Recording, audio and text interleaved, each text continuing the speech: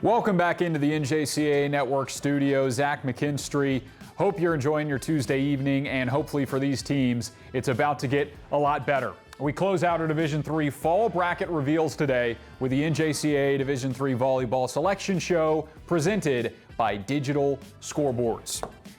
Here's a look at the tournament field from November 13th through the 15th. 12 auto bids await their seeding and 4 at-large bids await their fate for this year's tournament to be played at the Alliant Energy Powerhouse Arena in Cedar Rapids, Iowa.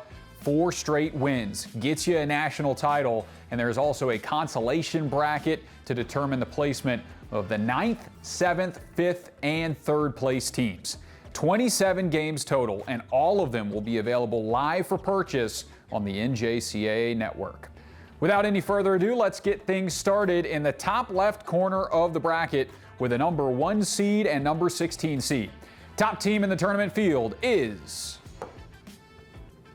the 2-time defending national champ Dallas College Eastfield. If the Harvester Bees can make it 3 in a row, they will have had more national championships than losses over the last 3 years, dominating their way through the South District.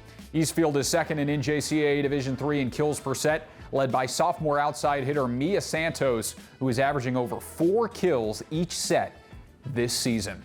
They'll play the number 16 team in the bracket, Holyoke. The Lady Cougars won their first region championship since 2014, coming from behind against Rhode Island to take the title. Freshman Cadence White leads the squad with 6.48 kills per set, but it was her freshman teammate Jelani Neves that led the way in the region title, a dozen kills for her, along with 3 aces. Holyoke looks to stay hot as the 16 seed. Let's move down in the bracket to the 8 versus the 9. We start with the 8 seed. Northampton. The Spartans claimed their 8th district title in program history to return to the tournament after missing out last year. It has been a phenomenal 28-1 season under head coach Rachel Aquila, and be on the lookout for District 19 Player of the Year Lexi Womack, who is coming off 9 kills and 14 digs in the win over Raritan Valley to punch their ticket. On to the 9 seed. It's Finger Lakes. It's been a great year for the Lakers, who have become the first school in NJCAA history to win 5 consecutive Region III volleyball titles. The outside hitter duo this year of Anna Kurtzholtz and Allison St. Germain have combined for 6.4 points per set. If this FLCC team can clean things up at the service line, they're definitely capable of making a deep run. Our next set of teams are the 4 and the 13, starting with Rochester CTC.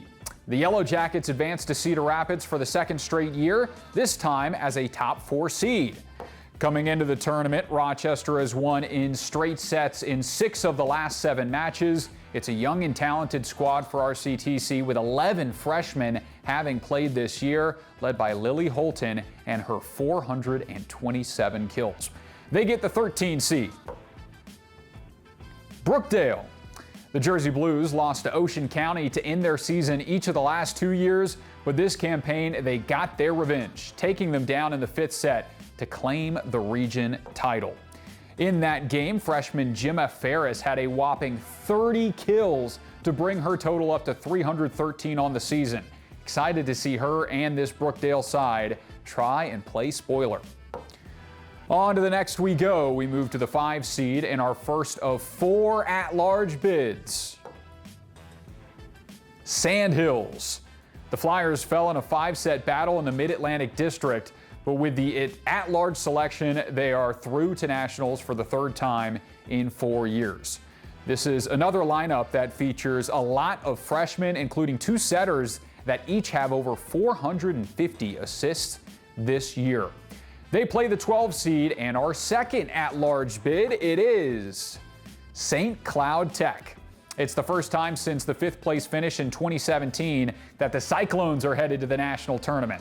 Sophomore Brooklyn Fisher is chasing history, only 60 kills away from the program record, and is one of 5 SCTCC players with over 100 kills on the year. Congrats to St. Cloud Tech on getting in as the 12 seed. Other side of the bracket, it's the number 2 and the number 15. The number 2 seed, Minnesota West. The Lady Jays are back in the tournament after a massive 35-win season, which included a perfect 14-0 record at home and an 8-game win streak. Head coach Brittany McNabb continues to impress at her alma mater after being a 2-time NJCAA All-American in Worthington. This year's team is one of the top statistically in the field, leading NJCAA Division III in kills per set. They get the 15 seed, Monroe Bronx. How about the Express? 4 straight district championships and 4 straight tournament berths. They entered this year's district tournament as the 3 seed and rallied their way all the way to the championship, winning the title game in the 5th set. Julia Ramos finished with a double-double of 22 assists and 10 digs in that match. Let's keep on moving to the 7 and the 10 match. The 7 seed in this tournament, Hudson Valley. What a season for the Vikings, who won the Region 3 title for the first time in program history and are through to Cedar Rapids. A perfect 25-0 record for a team that has only lost 3 sets all season long. It has been a full team effort for HVCC with 5 different players at 2.7 or more points a set, and we'll see who steps up on the national stage. Time for the number 10 overall seed, Dallas Brookhaven. They are the 3rd of our 4 at-large bids. Congrats to the Bears, who get in after falling to Eastfield in the Harvester Bees in the South Central District Tournament. It is the first trip for Brookhaven back to the national tournament since 2023, but their 16th all-time, which is second most at the NJCAA Division III level. Longtime Bears head coach Jason Hopkins is trying to bring his squad back to the title game for the first time since their runner-up finish in 2015, and the 4-time D3 national champ will look to sophomore Mackenzie Mitchell, who leads the team with 317 kills on the year. All right, off now to the battle of the 3 and the 14. Third highest seed in this tournament field is Butler County. BC3 will make back-to-back trips to Cedar Rapids following a gritty district championship win over Sand Hills. Blocks have been the bread and butter for Butler, as the Pioneers boast the 3rd most blocks per set in the NJCAA. Middle hitter Josie Russo has been a huge reason why, and will try and add some stuffs at Allegiant Energy Powerhouse. They will play the 14 seed, Westchester. After finishing the regular season with a 17-3 overall record, the Vikings tallied their first conference champ since 2018 and entered the district tournament as the 4 seed. They then battled their way to the first tournament berth in program history behind sophomore Ulyss Vidal, who paces the team in digs, blocks, and kills. Congratulations to Westchester, who is in as the number 14 seed. All right, it is time for the final matchup in the bottom corner of the bracket, the 6 and the 11 seed. It starts with a 6. DuPage. It's the 2nd straight district title for the Chaps, who took down Delta College for the Great Lakes District crown. It's the most wins before the national tournament for the College of DuPage since the 2022 season, which resulted in a national title. The Chaps have 3 players at over 200 kills and have the chance to add 2 more to that tally before the season is all said and done.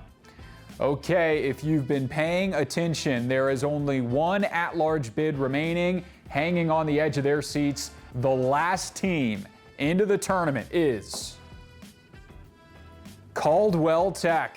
The Cobras finished the season ranked 12th overall with a loss to Sand Hills in the Region 10 title match, but a 19-9 season is still enough to get into the tournament field.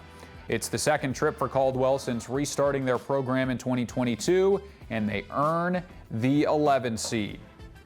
So there's their matchup, DuPage and Caldwell Tech. And now let's look at the entire tournament field. Number 1, Dallas Eastfield gets Holyoke. Number 8 and 9 will be Northampton and Finger Lakes.